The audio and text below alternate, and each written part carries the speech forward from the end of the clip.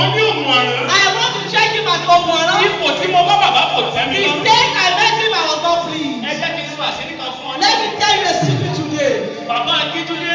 Daddy Akinide, Ìrìn àjò tí àwọn PIT wá ṣe ní Kaduna kò ṣẹ̀yìn bàbá yìí. the journey that the PIT came to do in Kaduna, it was not. Àwọn tó gbògbó